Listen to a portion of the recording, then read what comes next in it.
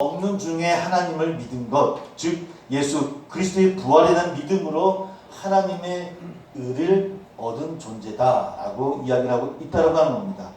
그렇게 우리 모든 그리스도인들이 부활하신 예수 그리스도의 새로운 공동체, 즉 하나님 나라 백성이다라고 하는 것을 이 5장에서 특별하게 강조를 하고 있는 겁니다.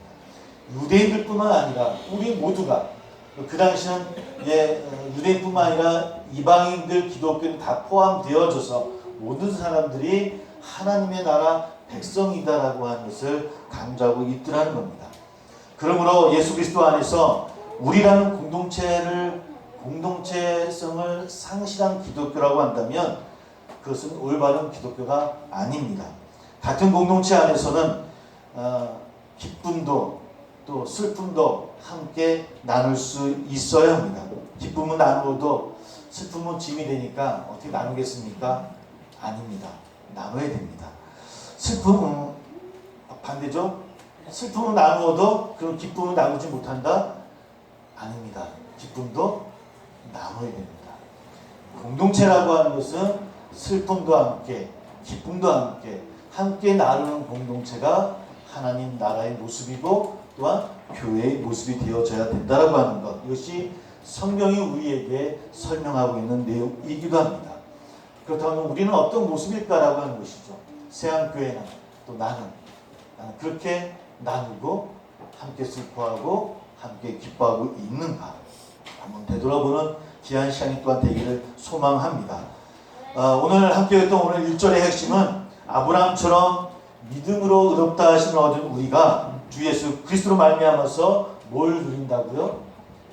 화평을 누린다라고 이야기하고 있습니다. 개역 개정 성경에는 화평을 누리자라고 해서 청유형, 명령형으로 되어져 있지만 많은 주석서에서는 사실은 직설법으로 되어져 있습니다. 그러니까 누리자라는 얘기가 아니라 이렇게 번역하면 될 것 같습니다. 우리 주 예수 그리스도로 말미암아 우리가 하나님과 더불어 화평을 누리고 있습니다. 화평을 누리고 있다라는 겁니다. 화평을 누려라가 아니라 우리는 화평을 누리고 있다라고 하는 것. 이것이 우리 가운데 고백되어져야 됩니다. 그러면 정말로 하나님과 더불어 화평을 누리고 있는가라고 질문이 되어지잖아요. 화평을 누리고 있습니다. 하나님과 함께 화평을 누리고 있는지요? 이것은 세상이 이야기하는 그런 막연한 화평이 아니라 하나님과 더불어라고 이야기하고 있습니다. 하나님과 함께, 즉 하나님과 더불어 화평을 누리고 있는 것. 그게 누구라고요? 그리스도인. 그리스도인은 하나님과 함께 화평을 누리고 있는 거예요. 목사님, 저는 화평을 못 누리고 있는데요. 이게 어떻게 되는 겁니까? 말씀을 계속 읽어볼게요. 원래 이 말은 예전에는 우리가 화평을 누렸어도 하나님과 함께하지 않는, 즉 하나님 없는 화평을 누렸었다라고 하는 것을 전제하는 거예요. 그러니까 화평을 누렸지만 예전에는 하나님 없는 화평을 누렸다고 이야기하는 것이죠. 그러니까 로마 시대의 관점에서 보면 이것은 팍스 로마라고 이야기를 합니다. 즉 로마 황제가 자신을 숭배하는 백성들에게 주는 화평이에요. 그것은 어떤 화평인가 하면 세금을 내는 사람들에게는 화평을 줬어요. 세금을 준 귀족들에게 화평을 줍니다. 세금을 내는 백성들에게는 화평을 줘요. 근데 모두가 세금을 낼 수 있었을까요? 노예들이 세금을 낼 수 있었을까요? 노예들은 세금을 못 냈을 거 아니에요. 또 가난한 사람들도 세금을 내지 못했었어요. 또 황제 숭배를 하지 않는 사람들도 세금을 내지 않았어요. 팍스 로마나에서는 그런 사람들에게는 황제가 화평을 주지를 않아요. 이것이 그 시대에 이야기했던 화평의 의미예요. 그러니까 그 시대의 화평이라고 하는 것은 황제가 주어야만 누릴 수 있는 화평입니다. 근데 오늘 바울은 아니라는 거예요. 그런 화평이 아니라 하나님과 함께 한다고 한다면 그 누구라도 화평을 누리고 있다라고 이야기하고 있더라는 겁니다. 그것은 귀족이든 노예든 또 목적은 아무 상관이 없어요. 하나님과 함께하고 더불어하는 사람은 그 누구라도 화평을 누릴 수 있습니다. 그러므로 민족을 차별하지 않는 그런 화평이 있고요. 빈부를 가리지 않는 화평이고 뭐 자유인이든 노예가 됐든 간에 그리스도 안에서 함께 누릴 수 있는 것, 그것이 화평이야 라고 바울은 이야기하고 있더라는 겁니다. 그런 화평이 실현되려면 그리스도 안에서 이런저런 구분이 없어져야 되겠죠. 우리 가운데도 마찬가지입니다. 교회 안에서 민족의 구분이 없어야 될 것이고 빈부의 차별이 없어야 될 것이고 직업, 학벌, 지역 차별 같은 것들이 없어야 되겠죠. 한국교회 세길교회라고 있습니다. 세길교회는 평신도 중심의 교회입니다. 그 교회가 30년이 되어졌습니다. 쉽지 않죠. 물론 그 대부분의 그 교회 주이신 분들이 교수님도 많이 계시고 그런 층의 분들이 많이 있는 것은 무시는 못하겠습니다. 여하튼 그 교회가 30년이 되어졌었는데 어떤 분이 그 세길교회를 참석했다가 한번 예배를 참석했다가 아마 그 교회 리더는 아니지만 리더가 이제 매년마다 좀 바뀌는 것 같습니다. 이런 질문을 했던 것 같습니다. 혹시 목회자가 없는 세길교회에서는 혹시 특별히 나서는 성도는 없습니까? 다른 말로 하면은 요즘 아이들이 쓰는 말로 갑질하시는 분은 안 계십니까? 이런 질문이었던 것 같아요. 질문할 수 있지 않겠습니까? 저도 그런 질문을 할 것 같아요. 30년 지났는데 사람이 모이는 곳인데 그러면 서로 그런 비교도 하게 될 것이고 그런 일이 생길 것 같은데 막 그런 질문을 했던 것 같아요. 그런 질문에 그분이 어떤 분이 이렇게 이야기하게 됩니다.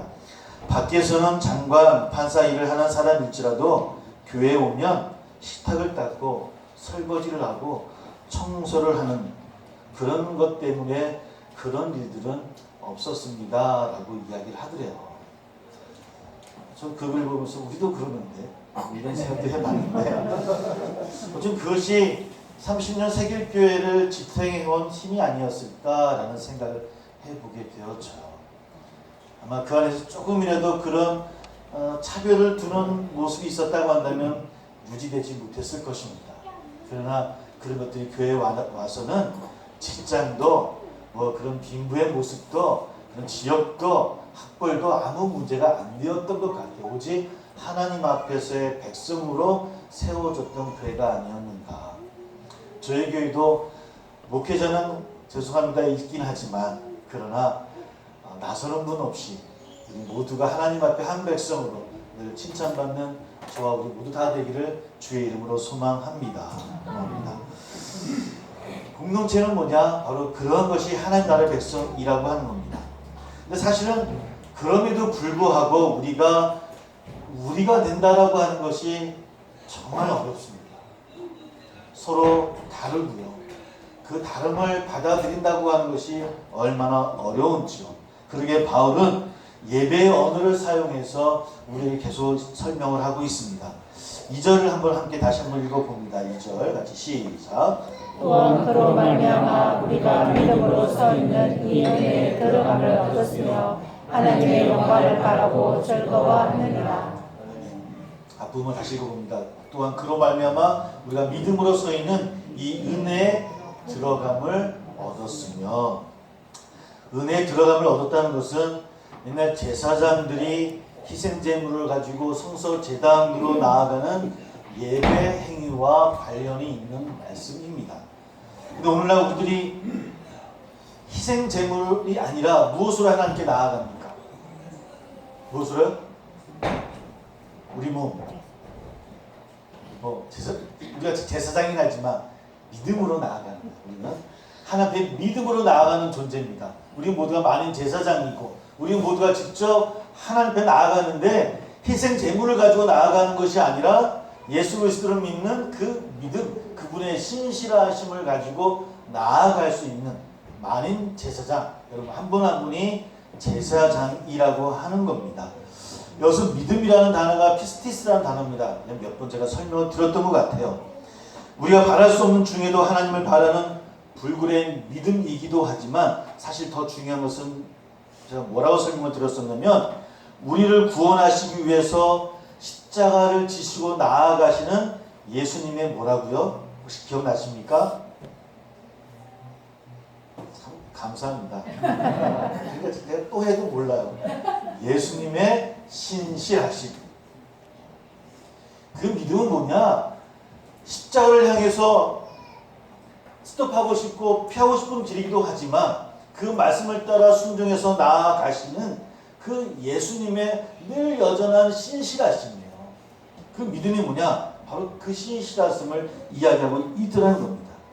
그 은혜가 굳게 서 있는 것, 우리가 믿음이 흔들리지 않아서가 아니라는 겁니다. 믿음으로 구원받는다고 이야기하잖아요. 잘못 이해하면 우리의 행위로 구원받는 것 같아요. 내가 잘 믿으니까. 내가 잘 믿어서 구원받는다고 우리가 오해할 수 있어요. 근데 그 믿음은 뭐냐? 예수 그리스도께서 십자가에서 나아가시는 누구를 위해서? 우리를 위해서.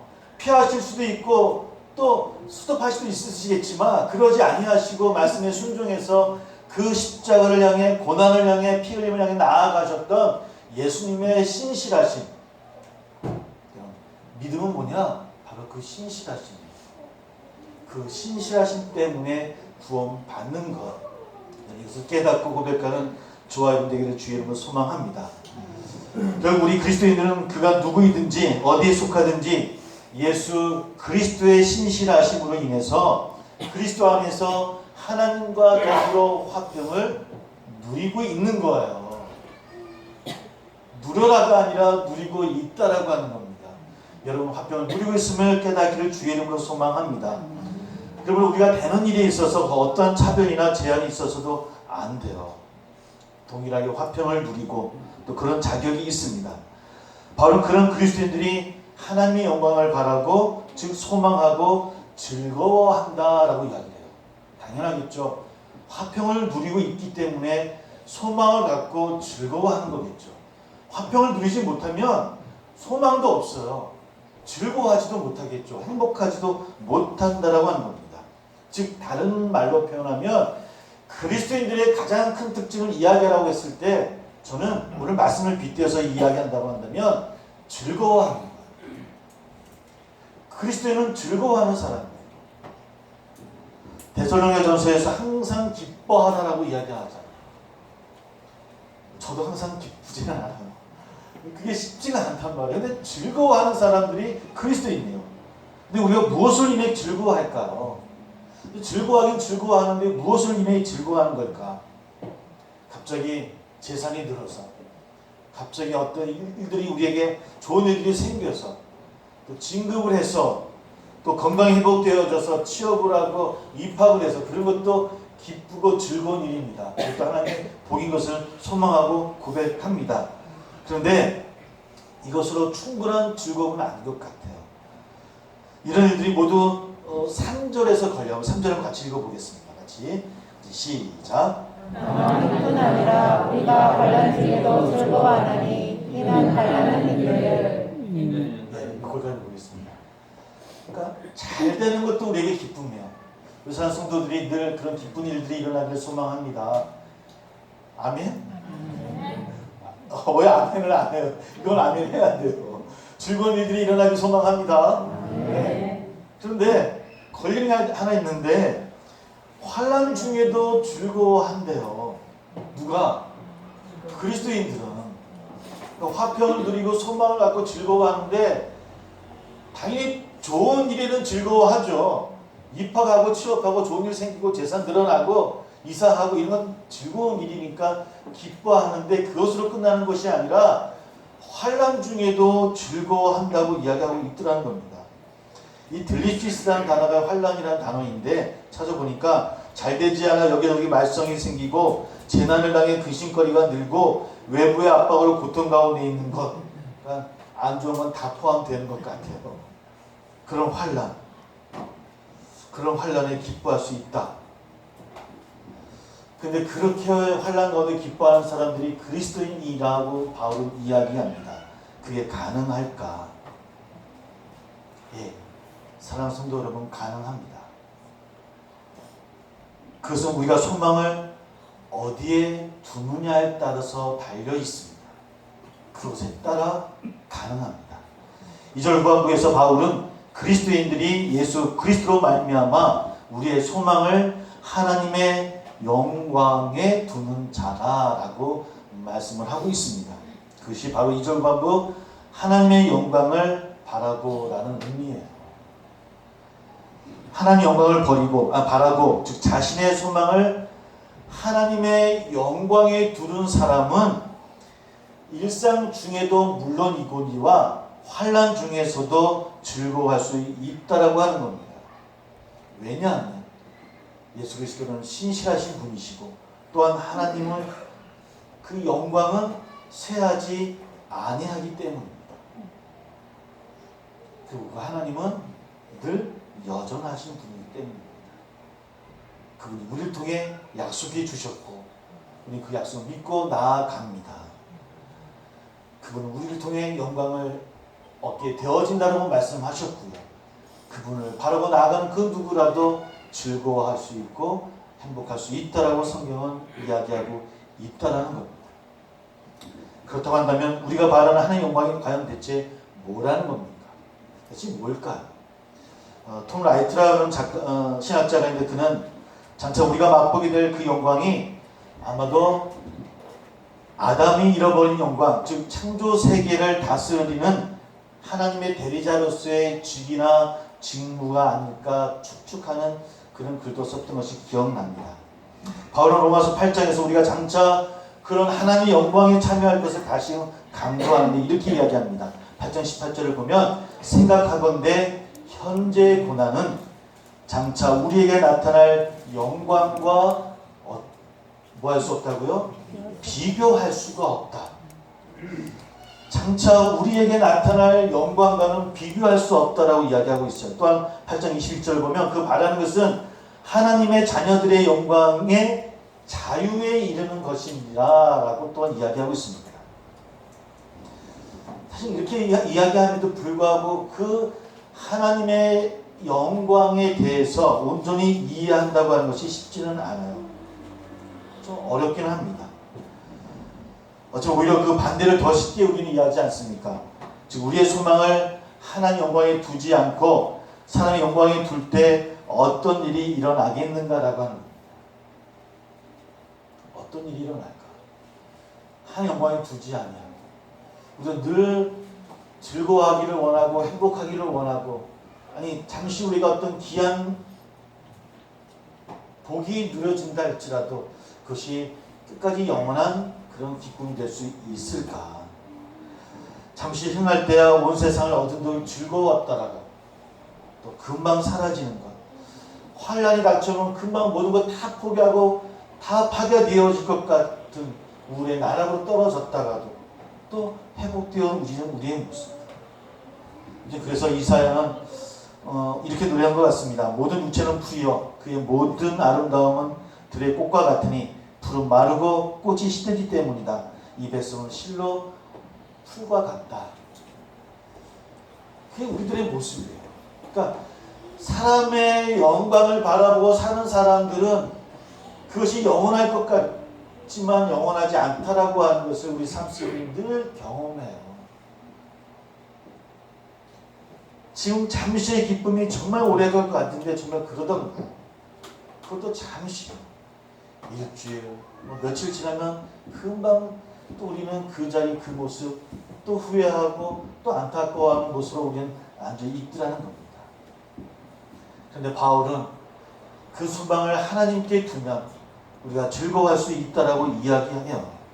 그것이 가능한 것은 뭐냐? 바울이 설명하기를 먼저 환란이 인내를 가져오기 때문이다라고 설명하고 있습니다. 인내, 히포모네라는 그런 단어인데요. 이 뜻은 아래에 머물러 있다라는 뜻입니다. 기억해 주시면 좋을 것 같아요. 인내가 어떤 뜻이라고요? 아래에 머물고 있다. 즉 하나님께 소망을 두는 사람이 환난 중에서도 아래에 머물 수 있는 것은 그의 부질없이 높은 곳에 소망을 두는 자신의 영광을 내려놓고 하나님의 영광에 둘 수 있기 때문이라고 하는 겁니다. 그러기에 그는 아래에 머물 수 있습니다.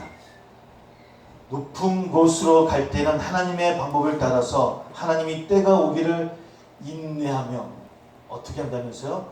아래 머물러 있으며 바라보는 마음들.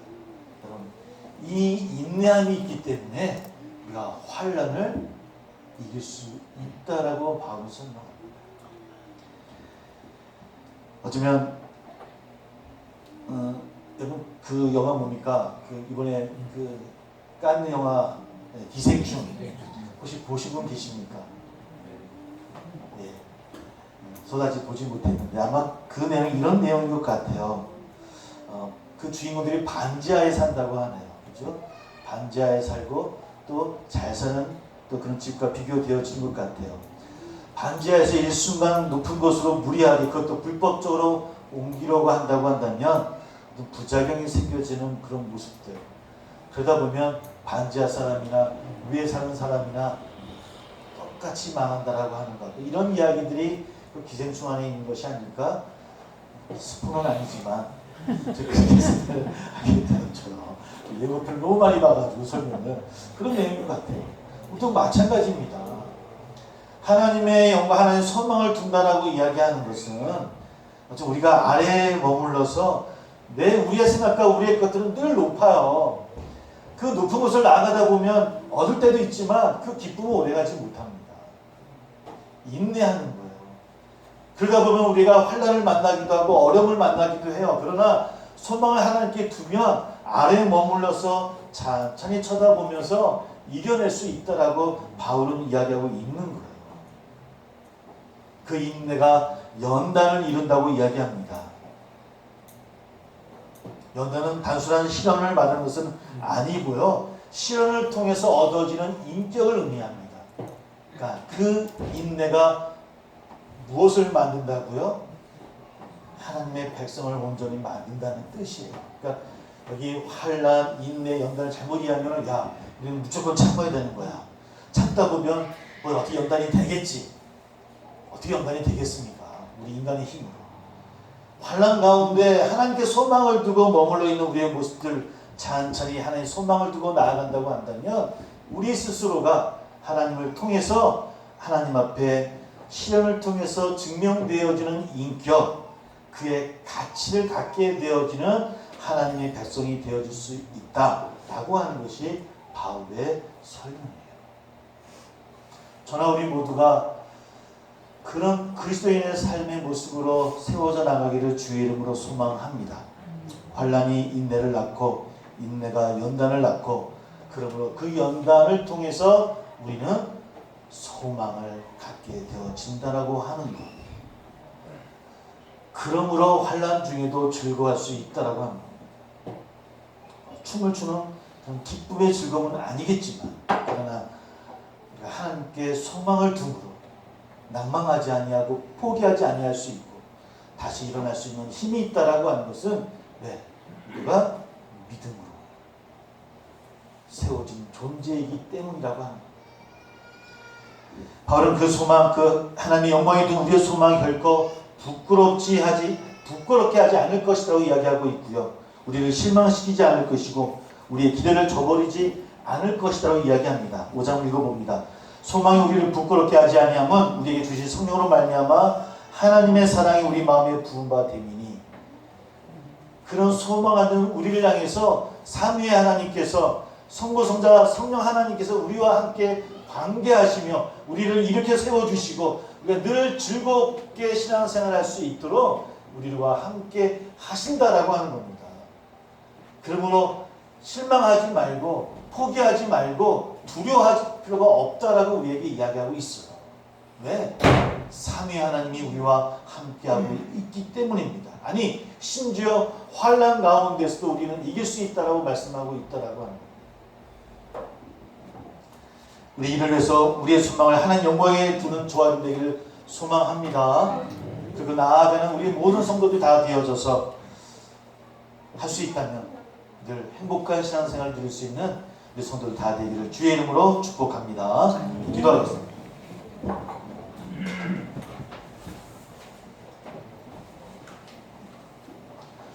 함께 기도합니다. 오늘 말씀처럼 우리를 구속하신 하나님의 사랑이 예수 그리스도의 십자가와 부활을 통해서 우리 마음속에 넘치도록 부어주시기를 소망합니다. 왜? 이 모든 것을 성령께서 보증하시기 때문입니다. 지금도 삼위의 하나님이 우리와 함께 일하십니다. 그럼 두려움 없이 나가기를 원한다라고, 내가 그렇게 믿음으로 나아가는 하나님의 백성 되기를 원한다라고 함께 기도하며 성찬을 준비하도록 하겠습니다.